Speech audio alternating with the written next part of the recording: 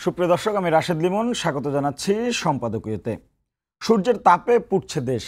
মৌসুমের সর্বোচ্চ তাপমাত্রার দিনে রেকর্ড হয়েছে টানা দাবানলের। বৈশ্বিক উষ্ণতার দোহাই দিয়ে এমন পরিস্থিতির দায় এড়ানোর সুযোগ কতটুকু?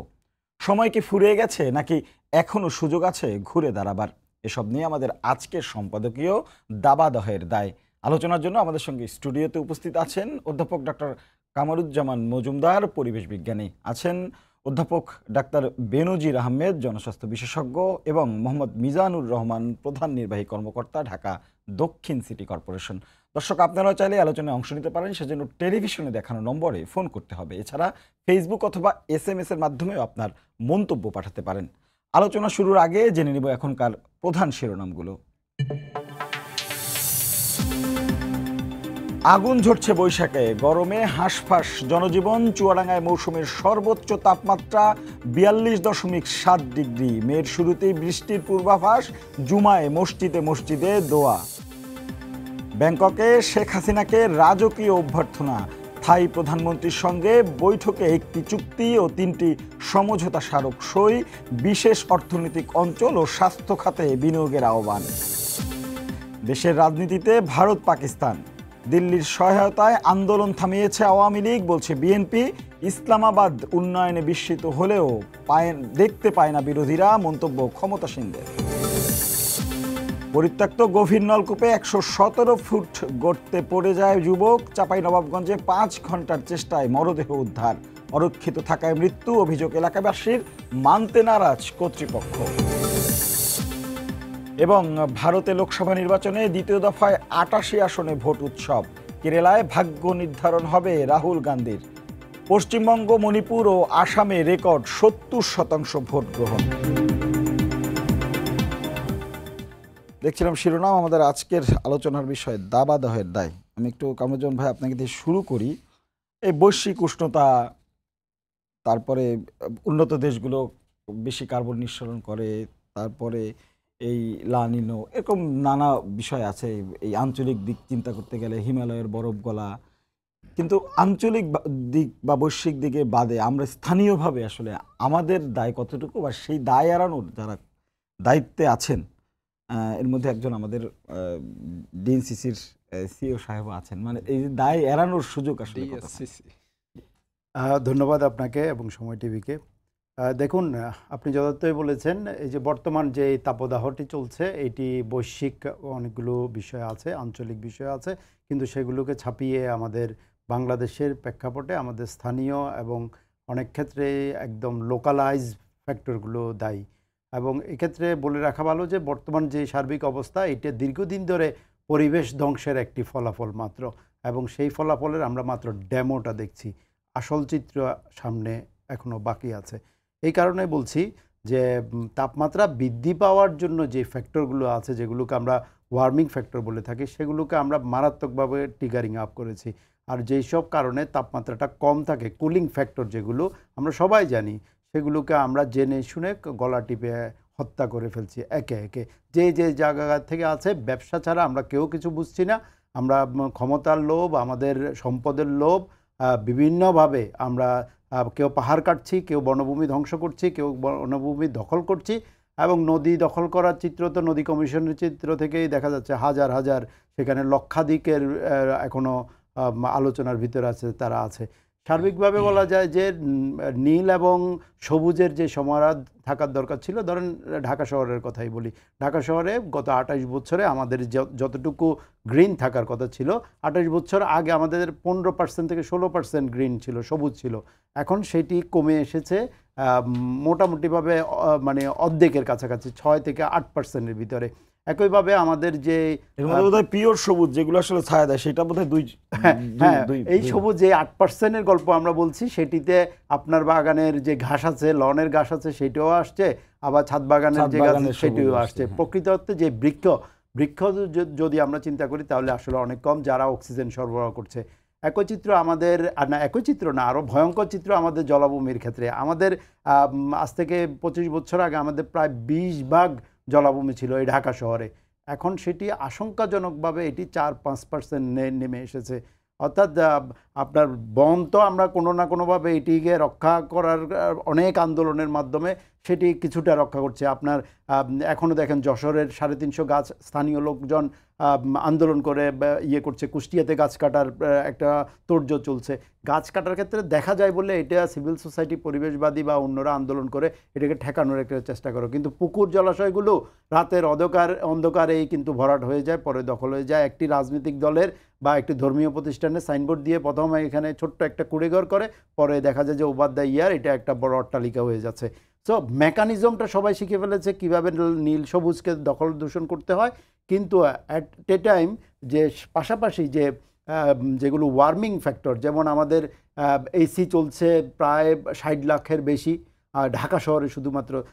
যেখানে আমাদের 10 বছর আগে 10 লক্ষ ছিল, আমাদের যানবাহনের ক্ষেত্রে মাত্র 6-7 লক্ষ আমাদের 10 বছর আগে আমাদের যানবাহন ছিল, এটা এখন 16 লক্ষের বেশি চলাচল করছে। আমাদের যে মানুষের পরিমাণ অধিক ঘনত্বের শহর হিসাবে আমরা পরিচিত, আমাদের এখানে ক্যাপাসিটি হলো 50-60 লক্ষের মানুষের, কিন্তু 2 সিটি কর্পোরেশন মিলে আমাদের দেখা যাচ্ছে প্রায় 1.25 কোটি মানুষ বসবাস করছে। তাদের সার্বিক বিষয়াদি যোগান দিতে গিয়ে ধরেন রান্না বান্নার করতে গেলে তো আমার 50 লক্ষের বেশি বার্নার চলছে সিঙ্গেল ইউনিট। তারপর আপনার কাছে যদি জানতে চাই ছোট করে এই দফায়, পরে আবার আসবো, যে 2 সিটি কর্পোরেশন কথা যেহেতু তুললেন, তাদের যে অ্যাক্টিভিটিস বা তাদের কর্মকাণ্ড সবুজ কিংবা নীল ধরে রাখতে, সেটা আসলে আপনার দৃষ্টিতে কেমন?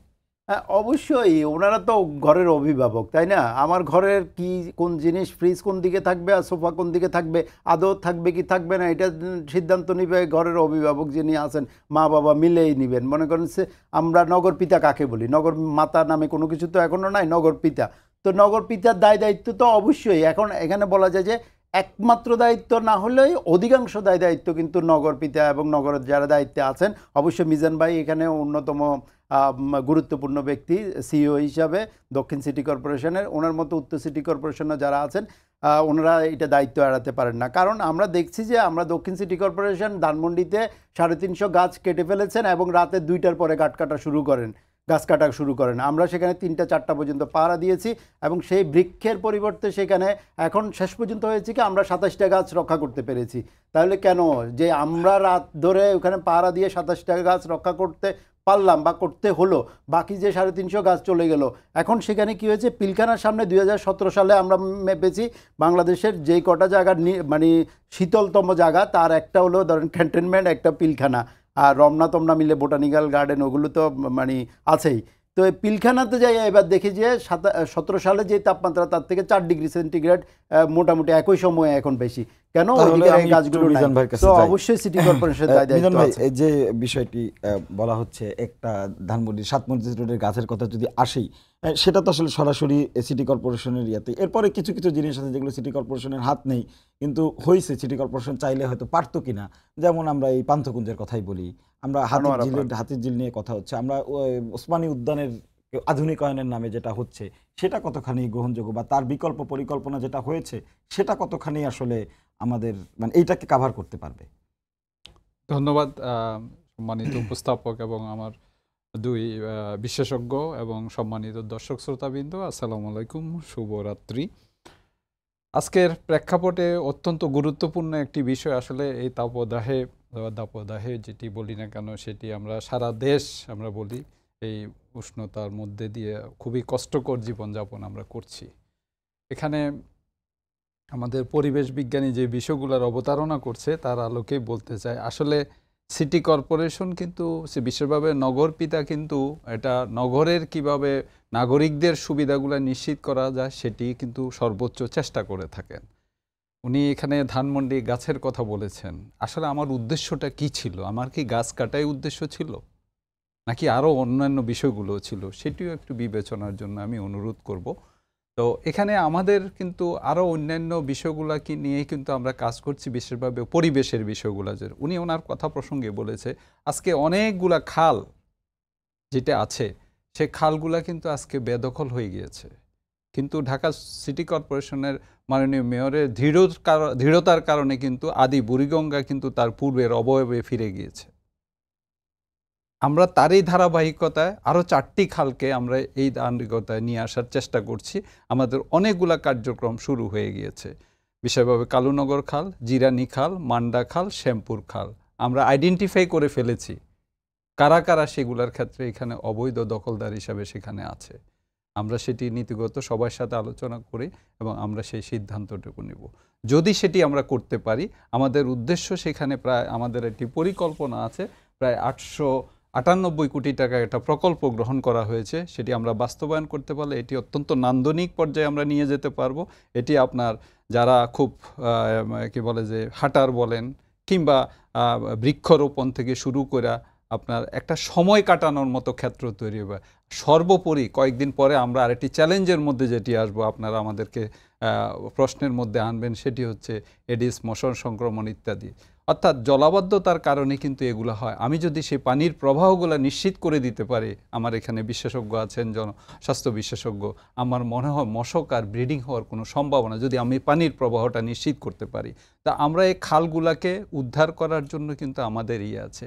আপনি প্রসঙ্গক্রমে এনেছেন পান্থকুঞ্জের বিষয়টি এনেছেন এবং ওসমানী উদ্যানের কথা বলছেন। এইগুলার প্রথম কথা বলবো যে এই যে বিষয়গুলো আমরা সিদ্ধান্ত নিয়ে থাকি, কিন্তু আমরা সিটি কর্পোরেশনে কিংবা যেখানে হোক বিশেষজ্ঞরা বিভিন্ন স্থপতি থেকে শুরু করে সবাই কিন্তু এখানে থাকেন। শুধু সিটি কর্পোরেশনকে আপনি এখানে দায় দিলে শুধু হবে না, তাদের মতামতের আলোকেই কিন্তু সকল পরিকল্পনাগুলো কিন্তু চূড়ান্ত করা হয় এবং সেটি বাস্তবায়ন করা হয়। সুতরাং দায় নিলে সবাইকেই নিতে হবে এখানে যদি কোনো ভুল ত্রুটি হয়ে থাকে। পান্থকুঞ্জের ক্ষেত্রে আপনারা জানেন আমি এদিকে যেতে চাই না, সেটি কি হয়েছে, মাননীয় মেয়র মহোদয় কিন্তু আপ্রাণ চেষ্টা করেছেন, তারপরে বৃহত্তর স্বার্থে হয়তো বা সেটিকে উন্নয়নের স্বার্থে সেটিকে আমাদের এখানে স্যাক্রিফাইস করতে হচ্ছে। এবং সেই কার্যক্রমটি আপনারা জানেন যে আগামী 1 থেকে 2 মাসের মধ্যে আমরা আমাদের যে পরিকল্পনাগুলো আছে গাছগাছালি থেকে অন্যান্য সুবিধাগুলো দিয়ে আমরা সেটি অবমুক্ত করে দেব। ঠিক একইভাবে ওসমানী উদ্যানটিও আমরা একইভাবে আমাদের যে এর মাঝখানে কিছু জটিলতা আমাদের হয়েছিল, সেটি হচ্ছে ঠিকাদারের কিছু গড়িমসির কারণে সেটি আমরা বাদ দিয়ে তাকে জরিমানা করে কিন্তু আমরা নতুন অবয়বে নতুন ঠিকাদার নিয়োগ করে কিন্তু আমাদের নতুন করে রিভাইজড পরিকল্পনা নিয়ে সে কার্যক্রমটি আমরা আশা করছি আগামী 1 থেকে 2 মাসের মধ্যে সেটি অবমুক্ত করে দিতে পারবো এবং সেখানে যে অবস্থায় আছে আমাদের যে পরিকল্পনাগুলো আছে সেগুলো আমরা বাস্তবায়ন করতে পারবো। সবুজায়ন আসলে নতুন কোনো পরিকল্পনা করার সুযোগ আছে কিনা? কারণ আমরা জানি প্রায় 85% কনক্রিটে আচ্ছাদিত হয়ে গেছে। সেক্ষেত্রে কনক্রিট এখানে আমি একটু বলতে পারি, সেটি হচ্ছে যে আমাদের কিছু উদ্যোগ আছে। যেমন আমরা ধুলাই খাল যে জলাধারটা আপনারা দেখেছেন যে কিন্তু আমরা সেটি কিন্তু নতুন অবয়বে কিন্তু নিয়ে আসতেছি, সেটিও কিন্তু একটি নান্দনিক পর্যায়ে নিয়ে আসব এবং মানুষের জন্য যারা বিশেষভাবে ব্যায়াম করা থেকে শুরু করে, হাঁটা থেকে শুরু করে, বিনোদনের থেকে শুরু করে এবং সেক্ষেত্রে জলাধারের সৃষ্টি করা। ওখানেও আমার একটু ছোট্ট কোয়ারি আছে, সেটা হচ্ছে আপনারা যেমন ওইটা ধুলাই খালের যে ওই লেকটার মতো যেটা বলি সেটাকে অনেক সুন্দর করছেন, নান্দনিক করছেন, ওখানে একটা ব্যবস্থা হচ্ছে, কিন্তু ঠিক পাশেই মূল যে ধোলাই খাল, সেই ধোলাই খালটাকে বক্স কালভার্টে রূপান্তর করা হচ্ছে, কাজ চলতেছে। তাহলে সেটাও তো খালের প্রকৃত যে সেটা তো হারাচ্ছে না। সেটা হারালো, কিন্তু পানির প্রবাহটা তো সেটাও রাখতে হবে। একবারে উন্মুক্ত যদি করা হয় সেখানে তো অনেক কিছু বর্জ্য থেকে শুরু করে আপনারা জানেন যে অনেক কিছু প্রবাহিত হয়, সেই বিষয়গুলো তো আমাদের দেখতে হবে। সুতরাং অবশ্যই আমরা, কারণ আমি আগেই বলেছি যে আমাদের কিছু স্বল্প এবং দীর্ঘমেয়াদী পরিকল্পনা আছে, তার এই ধারাবাহিকতা বিশেষভাবে এই নগরটাকে বিশেষভাবে জলাবদ্ধতাকে মুক্ত করার জন্য কিন্তু আমাদের কার্যক্রমগুলো কিন্তু আছে, সেই আলোকেই কিন্তু সেই কার্যক্রমটা আছে। আপনি দেখবেন যে এখানে ফকিরাফুল থেকে সে কমলাপুর পর্যন্ত সেখানেও কিন্তু বক্স কালভার্টের মাধ্যমে পান্থকুঞ্জে কাঁঠাল বাগান থেকে শুরু করে হাতির জিলে কানেক্টিভিটি গুলাই আছে। মানে এগুলো তো বছরের পর একদিনে তো হয়নি, বছর পর। একজন দর্শক আছেন ফোনে, একটু ফোনটা নিয়ে এসে। হ্যালো দর্শক, আপনার নাম বলে প্রশ্নটি করুন। জি, আসসালামু আলাইকুম। আমি মিরপুর থেকে বলছিলাম কাউসার। জি কাউসার বলুন। আমার প্রশ্নটা হলো এডিস মশার, আমার প্রশ্নটা হলো মশার দোহাই দিয়ে ছাদ বাগানগুলা কেন নষ্ট করা হলো পুরো ঢাকা শহরে? জি ধন্যবাদ আপনাকে। এরকম না, এডিস মশা ছাদ বাগান না বিষয়ে কোনো ধ্বংস করার কোনো আমার মনে হয় না যে এই ধরনের কোনো কথা বলা হয়েছে। বিষয় হচ্ছে জনসচেতনা, জনসম্পৃক্ততা। ছাদ বাগান অবশ্যই করবেন। ছাদ বাগানের নার্সিংটা আপনি ওখানে কয়দিন পানি জমিয়ে রাখছেন, সেখানে কোনো মশকের ব্রিডিং হচ্ছে কিনা, আমার সেটা কিন্তু মশার জন্য কোনো আধার হচ্ছে কিনা, সেই বিষয়টির জন্যই বলা হয়েছে। সুতরাং কখনোই নিরুৎসাহিত করা হয় না বা ছাদ বাগান ফেলে দেন কিংবা এই সমস্ত কোনো কথা হয়নি। শুধুমাত্র বলা হয়েছে যে আমরা সবসময় বলি প্রতিদিনের পানি প্রতিদিন ফেলে দিন, যাতে পানি জমা না হয়। কারণ আমি আবারও বলতে চাই, সেটি হচ্ছে যে আমি সিটি কর্পোরেশন কিংবা আপনি ব্যক্তি, আমরা 99 জনও যদি সব কিছু পরিষ্কার করে ফেলি, কিন্তু একটি বাসাতে বা একটি স্থানেও যদি মশকের সেই বংশবৃদ্ধির অবস্থানটা থেকে যায়, তাহলে কিন্তু বাকি 99টাও কিন্তু অনিরাপদ হয়ে যাবে। সুতরাং আমরা ছাদ বাগানের বিপক্ষে নই। আমরা বলেছি ছাদ বাগানে যাতে পানি জমা না থাকে, আপনি পানি দিবেন, পানি যাতে সেখানে কোনোভাবে স্টেক হইয়া যাতে মশকের বংশবৃদ্ধির উৎস যাতে না হয়। জি, আমি একটু বেনজির স্যার, স্যার একটা বিষয় আপনার কাছে একটু জানতে চাই যে এই দাবাদাহে আমরা দেখছি নানা রকম বিভিন্ন জায়গা থেকে, সিটি কর্পোরেশন থেকে বলি বা স্থানীয়ভাবে বিভিন্ন জায়গা থেকে নানা রকম নির্দেশনা বা পরামর্শ দেওয়া হচ্ছে, স্বাস্থ্য বিভাগ থেকে দেওয়া হচ্ছে, পানির বোতল ক্যারি করা, ছাতা বা অন্যান্য যে বিষয়গুলো করণীয় সেগুলো করা হয়। কিন্তু এরই মধ্যে একটা সিদ্ধান্ত ছিল স্কুল বন্ধের, সেটি আবার হঠাৎ করে খুলে দেওয়া হচ্ছে। আমরা জানি মেয়ের 3 তারিখ, খুব বেশি তো না, 3-4 দিন, মেয়ের 3 তারিখে একটা বৃষ্টির পূর্বাভাস আমরা পাচ্ছি। সেক্ষেত্রে এই আর 2-3 দিন কি একটু অপেক্ষা করা যেত কিনা? না, ধন্যবাদ। আসলে পড়াশোনাটা তো একটা খুব গুরুত্বপূর্ণ বিষয়, যে স্কুলে সারা বছর একটা সিলেবাস থাকে। স্কুলে আমাদের নানা ধরনের ছুটি থাকে, নানা কারণে বন্ধ রাখতে হয়। করোনার সময় আমাদের বিশাল একটা ক্ষতি গেছে। তো আসলে আমার মত হলো যে আমাদের দেশের জন্য একটা কর্ম পরিকল্পনা প্রণয়ন করা দরকার। এই গরম থেকে শুরু করে নানা ধরনের যে ব্যাপারগুলো আসে, কারণ এগুলো কিন্তু প্রত্যেক বছরই হচ্ছে। এটা যে গত বছর স্কুল বন্ধ গত ছিল, বছরও তাই ছিল। তো সুতরাং এমনভাবে কর্ম পরিকল্পনা করা দরকার যাতে করে পড়াশোনাও কন্টিনিউশন করা যায়, আবার এই তীব্র তাপের কারণে কোনো বাচ্চার বা শিক্ষার্থীর জন্য কোনো ক্ষতি না হয়। মানে এই দুটোর ব্যালেন্স করে আসলে আমাদের পরিকল্পনা করা দরকার। এই হয়তো কয়েকদিন দেখা যেত, কিন্তু আমি যে এবারে দেখছি ভবিষ্যৎবাণী এই তাপের, তাতে করে কিন্তু দীর্ঘদিন হয়তো আমাদের তাপপ্রবাহ চলবে, এবং ওই বৃষ্টিতে যে একেবারে তাপমাত্রা খুবই কমে যাবে তা মনে হয় না। 2-1টা জায়গায় বৃষ্টি হয়ে বরঞ্চ গরমের, যেহেতু হিউমিডিটি বেড়ে যায়, তাহলে গরমের হাঁসফাঁসটা বেড়ে যায়। তো বরঞ্চ আমার মনে হয় যে স্কুলগুলোকে এরকম করা যায়, একটু সকালে খোলা যায় কিনা। এখন তো সূর্য অনেক আগে ওঠে, সুতরাং আমরা যদি স্কুলগুলো, যেটা আগে কিন্তু ছোটবেলায় আমরা দেখেছি যে গ্রীষ্মকালে মর্নিং স্কুল হতো, ঠিক না ভাই? জি, মর্নিং স্কুল হতো। তো সেটাতে যদি আসা যায়, 7টার দিকে যদি স্কুলগুলো শুরু করা যায় এবং একটু কম্প্যাক্ট করে, অর্থাৎ মাঝখানে বিরতি টিরতিগুলো কমিয়ে 11টা, খুব বেশি 12টার মধ্যে যদি ছুটি দিয়ে দেওয়া যায়, তাহলে যেটা দাঁড়ায় ঢাকা শহরে, যেটা আপনি আগে বলছিলেন যে 85% কংক্রিটের ব্যাপারটা দাঁড়ায় সকালবেলা থেকে যে রোদটা আসতে থাকে, সেই তাপটা সে ধরতে থাকে, যদি এটা উত্তপ্ত হয়ে যায়, তখন কিন্তু তাপমাত্রা 30 ডিগ্রি হলেও ওখানকার তাপমাত্রা হয়তো এটা 35 ডিগ্রি বা 40 ডিগ্রি হয়ে যায়। সুতরাং 12টার মধ্যে যদি ফিরিয়ে আনা যায় বাচ্চাদেরকে, তাহলে একদিকে তারা ক্লাসও করলো আর তাদের অতিরিক্ত তাপটা লাগলো না।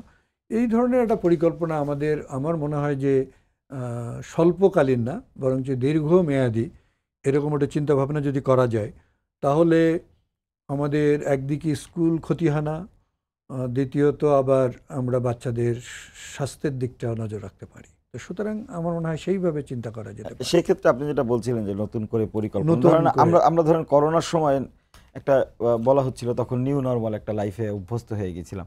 তো যেহেতু যেমন কামরুজ্জামান ভাই যেমনটা বলছিলেন, বা আমরা বিভিন্ন জায়গা থেকে যে পূর্বাভাস পাচ্ছি, যেটা আপনিও বলছিলেন যে খুব শিগগিরই আসলে এই যে আগামী বছর গাছ লাগিয়ে ফেললাম, আগামী বছরই তো কমবে, এরকমটা না, হয়তো 5-7 বছর অপেক্ষা করতে হবে স্বস্তি পেতে।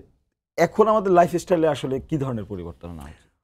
আমার মনে হয় যে আমাদের লাইফস্টাইলে এরকম পরিবর্তন আনা দরকার যে তাপমাত্রা বাড়ছে, আমাদের তার মধ্যে স্বস্তিতেও থাকতে হবে, আবার আমরা যেন অতি তাপের আর উৎস না হই। যেরকম কামরুজ্জামান সাহেব যেটা বলছিলেন যে আমাদের এসির কথা, তাহলে যদি এত এসি থাকে, প্রত্যেকটা এসির যে হিট জেনারেট করে, বাইরে যে তাপটা ছড়িয়ে দেয়, তাহলে কিন্তু আলটিমেটলি ওই তাপটা আমাদের ইনডাইরেক্টলি ফলো করতে হয়। ঠিক একইভাবে গাড়ি, রাস্তায় যে গাড়ি চলে, এমনিতে গাড়ি যখন ফুয়েল বার্ন করে তার ফলে হিট হয়, এসি করলে আরও বেশি হিট হয়। এই তাপগুলো তাহলে আমরা এরকম একটা আমাদের করতে হবে, যাদের এসি আছে, যেমন ধরেন একেবারে সবসময় এসি না চালিয়ে কিংবা এসি খুব লো না করে বাইরে যে তাপমাত্রা তার চেয়ে একটু কমানো, যে বাইরে যদি 35 হয় এসির তাপমাত্রাটা আমরা 28 বা 26 রাখতে পারি কিনা, তাহলেও কিন্তু খারাপ, মানে অনেক খারাপ লাগবে তা না। এবং আমরা অনেক তাপমাত্রার ডিফারেন্স করতে চাই না, তাতে করে অনেক ধরনের অসুস্থতা হয়। যেমন আমি খুব গরম থেকে আসলাম, এসে হঠাৎ যদি আমি 21 ডিগ্রি এসিতে ঢুকি, তাহলে আমার যে আমাদের শ্বাসনালী যেগুলো আছে, তাদের যে লাইনিংগুলো আছে, এই লাইনিংগুলো ক্ষতিগ্রস্ত হয়।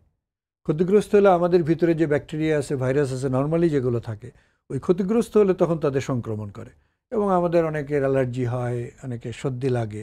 তো সুতরাং এটা একটা, যে যাদের এসি আছে, আমার এসি আছে বলে আমি সবসময় এসি চালাবো, এটা না করে সকলের স্বার্থটাকে ধরে আমি কম এসি চালাতে পারি। রুমটা একটু ঠান্ডা হলো, আমি এসিটা বন্ধ করে দিলাম।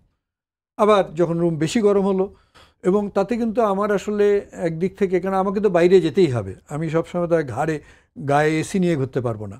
তো এইটা যেরকম একটা হতে পারে। ঠিক একইভাবে যে আমাদের কাজের ধারাগুলো একটু চেঞ্জ করতে পারি কিনা, যেমন আমরা বাজার টাজার অতি সকালে যাই অথবা রাত্রে যাই, আমি মাঝখানে আর যেন বাইরে না যাই। ঠিক একইভাবে আমাদের যারা কৃষক আছেন, তাদের কাজের জায়গায় রাতে ধান কাটছে, রাইট, রাত্রে অনেকে কিন্তু এটা মেনে নিয়েছে, তারা আর্লি মর্নিং যায়, তারা যদি ফজরের নামাজ পড়ে যায় মাঠে, যদি 9টা-10টা পর্যন্ত থাকে, তারপর যদি বিকেলে যায়, মাঝখানে যদি রেস্ট নেয়, তাহলে একদিকে কাজের মানও ভালো হবে, আর পাশাপাশি তারা বেশি অসুস্থ হবে না। ঠিক একইভাবে আমরা এই রকম সব ক্ষেত্রে যদি আমরা দেখি, সকলের জিনিসটাতে, একটা দেশ হলো যে একদম সবচেয়ে গরিব লোক থেকে শুরু করে সবচেয়ে ধনী লোক সব মিলিয়ে একটা দেশ। তো সকলের প্রতি যেন সহানুভূতি থাকে, যে আমি অনেক সুবিধা, যারা বড়লোক, যাদের অর্থবিত্ত বেশি আছে, তারা কিন্তু সব সুবিধা বেশি পায়। তাদের এসি নেওয়ার সুযোগ, তারা গাড়িতে ঘোরে, তাদের গরম লাগেই না। আসলে যত তাপই হোক তাদের এটা অনুভূতি হয় না। তবে একজন মানবিক মানুষ হিসাবে আমাদের সবারই উচিত হলো চিন্তা করা, যে আমার পড়শি, আমার সবচেয়ে গরিব যে প্রতিবেশী, আমার দেশের সবচেয়ে গরিব যে জনগণ, তাদের জন্য আমরা একটু সহায়ক পরিবেশ রাখতে পারি কিনা। এতে করে নিজেও ভালো থাকা যায় এবং অন্যদেরও আমরা ভালো রাখতে পারি। এবং সেখানে পরিবেশের ব্যাপারটাও আসে, যে আমরা যেখানেই পারি, আমরা যত পারি আমরা যেন গাছ লাগাই, আমরা সবুজ যেন যে যেখানে পারি বাড়াই। তাতে করে আমরা হয়তো যে বিরাট ক্ষতি হয়েছে সেটা পুরো পূরণ করতে পারবো না, কিন্তু উনি যে অ্যালার্মিং সাইন দিলেন, এই যে হিট বেড়ে যাচ্ছে কয়েক বছরের মধ্যে, তো এই ঘটনাটা যদি ঘটতেই থাকে, তাহলে আমাদের পুরো বাংলাদেশ একটা উত্তপ্ত কড়াইয়ের মতো হবে, আমরা কেউ ভালো থাকবো না। জি স্যার, আমি এটা আবার কামরুজ্জামান ভাই, যে বিষয়টি আসলে বলা হচ্ছেন, আবার আপনিও যে পূর্বাভাস দিচ্ছেন, এখন এটা তো বাস্তবতা যে চাইলেই রাতারাতি বদলে যাওয়া যাবে না, কিন্তু এখন হঠাৎ করে বদলে দিতে কেউ কেউ দেখলাম এই বৈশাখ মাসেও গাছ লাগানোর পরিকল্পনা নিচ্ছে বা অসময়ে গাছ লাগাচ্ছে, এবং গাছ অনেকে হচ্ছে, যেমন আমাদের অফিসের সামনে এই রাত্রে মিডিয়ানে অনেক গাছ লাগানো হয়েছিল 3-4 বছর আগে, কিন্তু প্রায় এক পথে গাছ টিকে আছে 2টা বা 4টা।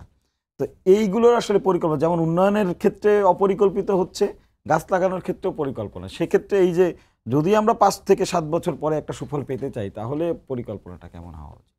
দেখুন, আমাদের এই টোটাল পরিবেশের যেই দৃষ্টিতে আমরা বাংলাদেশে দেখছি, এই দৃষ্টিভঙ্গিটা পাল্টাতে হবে। যে চশমা দিয়ে আমরা দেখছি, এইটার শুধুমাত্র আমরা কসমেটিক ডেভেলপমেন্টের চশমা আমাদের।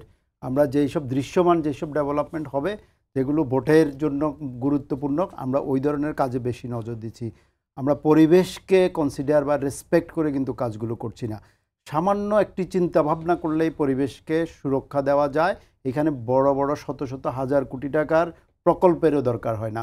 যেই কারণে, যেহেতু প্রকল্প নেই, প্রকল্পের ব্যবসা নেই, সেই কারণে এই ছোট ছোট এই কাজগুলো আমাদের এখানে হয় না।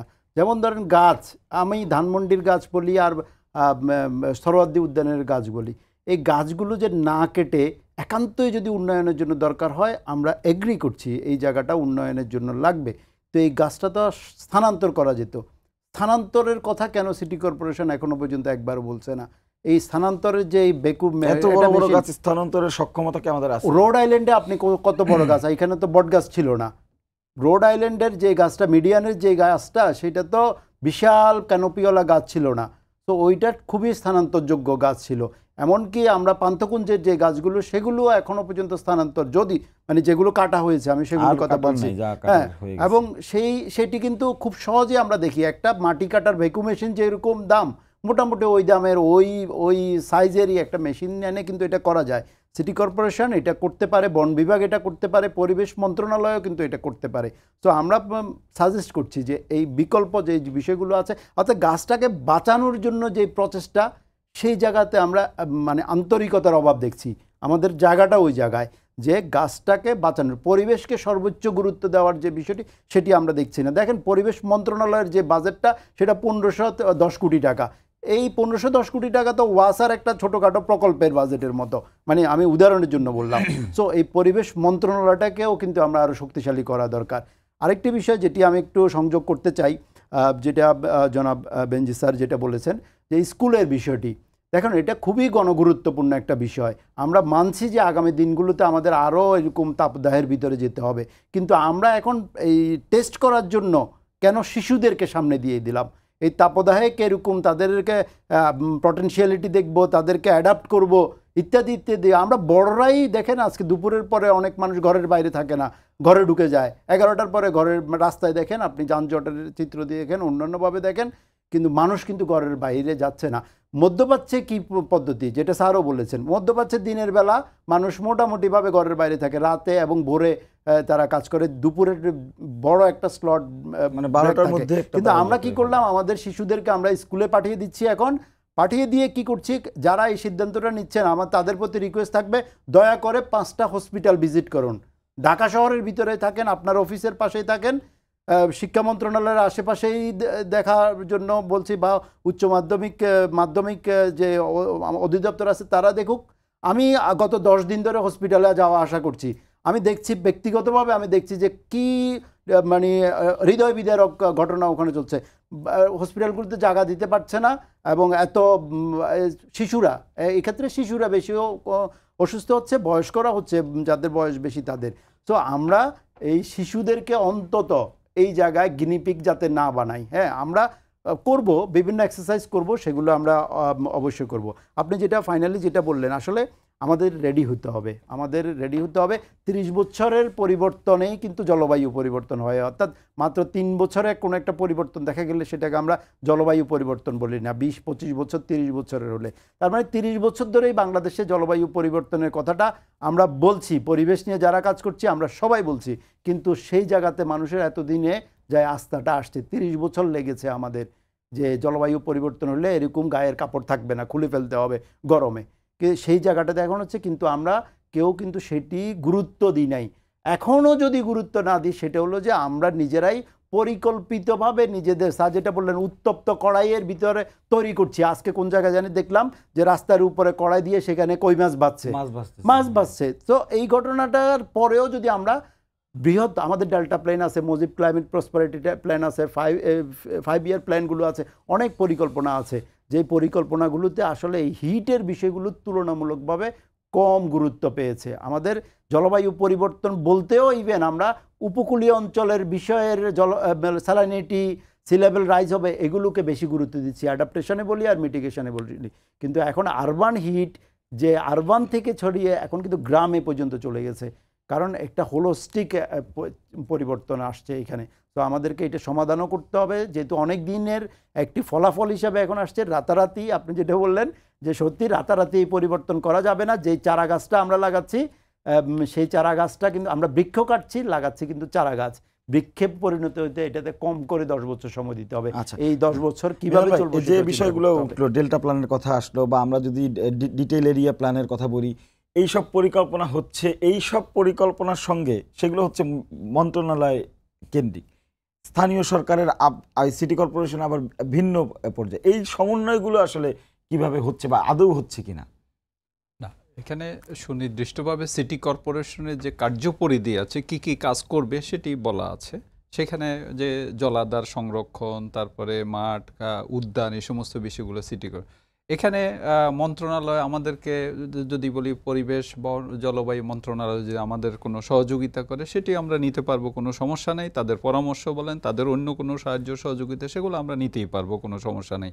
এটি আমাদের কাজের কোনো, কিন্তু আমরা আমাদের কর্মপরিকল্পনা আমি উল্লেখ করেছি যে সেগুলো আমাদের আছে, কিন্তু এটি আমাদের একটা ব্রিথিং টাইম দিতে হবে। এই যে আমি একটু খালের কথা বললাম কিংবা উদ্যানের বিষয় যেগুলো বললাম, এবং যেমন আমাদের সত্যিকার অর্থে সিটি কর্পোরেশনের এইগুলা দেখভাল করার মতো অবস্থা আগে ছিল না, কিন্তু আমরা সেখানে একটি অলরেডি বিভাগ খুলেছি যে, এবং আমরা অলরেডি জনবল সৃষ্টির জন্য মন্ত্রণালয়ে পাঠিয়েছি।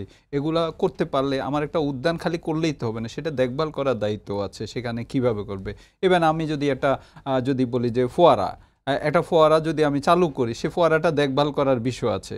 সেই বিষয়গুলা একটা উদ্যান, খেলার মাঠ থেকে শুরু করে যতগুলা আছে, বা একটা ডিভাইডারের মাঝখানে যে গাছপালাগুলো আছে, গুল্মগুলো আছে, ফুলের গাছ আছে, সেগুলো দেখভাল করার বিষয়গুলো, সেগুলোও কিন্তু আমাদের পরিকল্পনার মধ্যে আছে। তো এই কাজগুলো কিন্তু আমাদের স্বল্প দীর্ঘমেয়াদী কার্যক্রমগুলো আমাদের সিটি কর্পোরেশনের যে কার্যাবলীর মধ্যে দেওয়া আছে, সেটা আমরা করে যাচ্ছি এবং সামনে সেটি অব্যাহত থাকবে।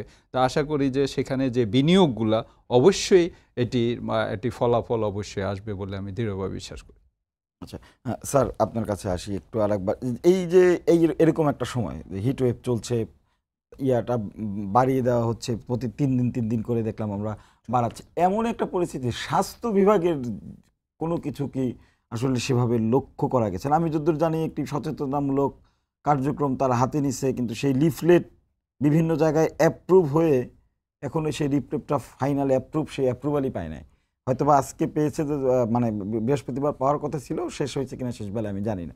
তো এত কিছুর মধ্যে স্বাস্থ্য বিভাগের কার্যক্রমটা আসলে আপনি কিভাবে দেখছেন? আসলে আমাদের স্বাস্থ্য বিভাগ মূলত কিউরেটিভ বেসড, অর্থাৎ কোনো একটা অসুস্থতা হলে সেটা চিকিৎসা দেওয়াটা, এই বেসটা আমাদের স্বাস্থ্য অধিদপ্তর মূলত। আমরা যে প্রিভেন্টিভের কথা যদি চিন্তা করি, প্রতিরোধের জায়গাটা, ওই জায়গাটা কিন্তু এক ধাপ এগিয়ে, অর্থাৎ কোনো কিছু হওয়ার আগেই ব্যবস্থা নেওয়া, সেইটা আমাদের কম। আমরা কোভিডের সময় কিন্তু তাই দেখেছি মূলত। আমি মাঝে মাঝে এটা একটু সমালোচনা করতে, রিয়াক্টিভ, অর্থাৎ যখন হচ্ছে তখন আমরা তার প্রতি, ডেঙ্গুতে এখন আমরা অনেক কিছু করি, ডেঙ্গুতে যেরকম হচ্ছে, এবং হলে তার ফল পাওয়া যাবে, কোনো সন্দেহ নেই। কিন্তু এখানেও যেরকম যে আমাদের এই সময়ে একদিকে তাপদাহের কারণে কিছু অসুস্থতা হয়, যেমন হিট স্ট্রোক থেকে শুরু করে নানা, আর এই সময় আমাদের বেশ কিছু রোগ আছে, যেমন এই সময় আমাদের ডেঙ্গু হচ্ছে কিছু, আমাদের মাঝে মাঝে কিছু, প্রত্যেক দিনই কিছু ডেঙ্গু হচ্ছে, কিছু করোনাও হচ্ছে, এবং এই সময় হলো বড় একটা হলো ইনফ্লুয়েঞ্জা সিজন। তাহলে এখন যে বাচ্চারা বেশি আক্রান্ত হচ্ছে, বয়স্করা বেশি আক্রান্ত হচ্ছে, তারা কিন্তু ইনফ্লুয়েঞ্জাতে আক্রান্ত হচ্ছে, আর একটা হলো ডায়রিয়া এবং কলেরা। তাহলে এই অনেকগুলো রোগও কিন্তু এই গরমে আসছে। তাহলে একসাথে দুটোকে যদি আমরা চিন্তা করি, যে তাপের কারণে যে অসুস্থতা এবং এর সংশ্লিষ্ট নানা ধরনের যে সংক্রমণ, এগুলোকে প্রতিরোধ করার জন্য আমরা যদি প্রথম থেকে এই ব্যবস্থাগুলো মাথায় নেই, তাহলে কিন্তু আমরা এই যেমন হাসপাতালে যে রুগীগুলো যাচ্ছে, দুটো ঘটনা ঘটছে, একটা অসুস্থতা, একটা অত্যন্ত গরমের কারণে অনেক হাসপাতালে সেই পর্যাপ্ত ফ্যান বা ঠান্ডা না, তার ফলে কিন্তু তাদের অসুস্থতার যে ভোগটা, অর্থাৎ মরবিডিটিটা অনেক বেশি। তাহলে এগুলো যদি আমরা প্রতিহত করতে চাই, তাহলে আমাদের এই ধাপে ধাপে পরিকল্পনাটা থাকে। যেমন আমরা আমাদের ইনফ্লুয়েঞ্জা প্রতিরোধ করার জন্য টিকা আছে, যেমন যারা বেশি ঝুঁকিপূর্ণ তাদের এই টিকার ব্যবস্থাটা করা, তাহলে সেই লোকগুলোর ইনফ্লুয়েঞ্জাটা হবে না, তাহলে আমরা একটা সংখ্যক রুগী পাচ্ছি না। ঠিক একইভাবে আমরা যদি ডেঙ্গু প্রতিরোধ করতে পারি, যেরকম ডেঙ্গুর কিন্তু এবারে এখন একটু স্বস্তির কথা আছে। স্বস্তিটা হলো যে জানুয়ারি মাসে ডেঙ্গু 1000 হয়েছে, কিন্তু ফেব্রুয়ারি, মার্চ, এপ্রিল 300 করে হচ্ছে, মানে টোটাল 2000 পর্যন্ত প্রথম মাসেই বেশি। তাহলে এই যে এই জায়গাগুলো, এই স্বস্তির জায়গাগুলো, এগুলো ওই নর্থ সিটি কর্পোরেশনের একটা অনুষ্ঠানে গেলাম, ওখানে আমি বললাম যে স্বস্তির জায়গাগুলো যদি আমরা ধরে রাখতে চাই, তাহলে আমরা যদি এই মে মাসে অনেক কাজ করি, অর্থাৎ যেখানে পানি জমে এরকম যত প্লাস্টিকের কন্টেনার আছে বা অন্যান্য কন্টেনার, সেগুলো যদি আমরা তুলে ফেলি, আমরা যদি যেখানে পানি জমে আমরাও আশা করি শুধুমাত্র সিটি কর্পোরেশনে ইয়ে ছিল জি, সেটি একদমই একটু আপনার সময় সাথে নেই। শেয়ার করে দিই। সেটি হচ্ছে যে আমরা বিশেষভাবে গুলিস্তান এলাকাতে যেহেতু তাপদাহটা একটু বেশি, সেজন্য কিন্তু রেড ক্রিসেন্টের সহায়তায় কিন্তু আমরা একটা কুলিং স্টেশন স্থাপন করেছি। আচ্ছা, এই ধরনের ছোট ছোট উদ্যোগী হয়তো বা জি, এক সময় এবং সফল পাবে। আর আজকে আর সময় দিতে পারছি না, সবাইকে ধন্যবাদ জানিয়ে শেষ করছি আজকের সম্পাদকীয়। আগামীকাল আবারও দেখা হবে রাত 10টায়, দেখার আমন্ত্রণ রইল। শুভরাত্রি।